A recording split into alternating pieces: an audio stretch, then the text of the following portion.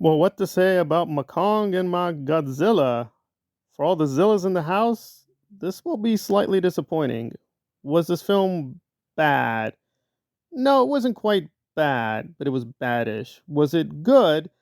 Not exactly, but it had goodish aspects. It's a very uneven and at times very sloppy piece. However, will most Kong Godzilla fans like this? Yes, I think they got the basics correct.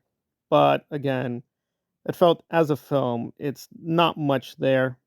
Even if I tried to describe the plot and the story, it's kind of like very weak. Basically, Kong goes on an adventure to save the Umans and save the other monsters from an even worse threat.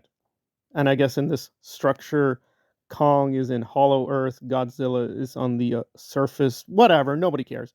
The point here is it's very much a Kong story. Godzilla does show up. They don't reduce him to a cameo, but Godzilla is kind of sidelined. Not gonna lie, they sideline Godzilla way too much.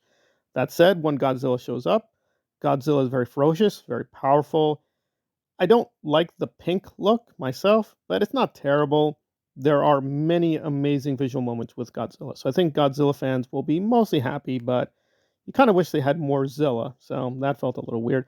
So it is kind of basically a Kong film with Zilla just being featured a large amounts of time. And the human cast, I could care less. I didn't hate the human child. I thought she was charming, but really, they could have cut out the humans. It just felt like they're there for comedy relief, or the camera will swing back to them and say, Kong can handle this. Kong needs us, blah, blah, blah, blah, blah. But was it fun enough? Yes, this was way more fun than Frozen Empire. So, compared to other things in the theaters, this is fun enough to recommend. And large sections are very enjoyable. However, is this like the really epic, great Kong Godzilla film they kind of promoted in the posters? No. The posters look way better and feel better than the film. So when the posters promise a really better story than the actual film, yeah, it's going to be a little disappointing. However, I do think compared to the atrocity of the 1990s, I hated that version of Godzilla. I hate that thing with a passion. I know there's revisionists who say the 1990s Godzilla wasn't that bad. No, it was bad. It was horrifically bad.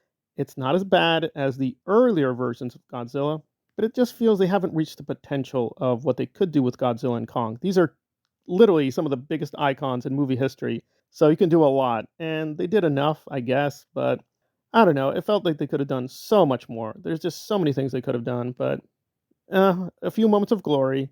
But yeah, this film is, for the most part, a waste of time. But when it is good, it is very strong.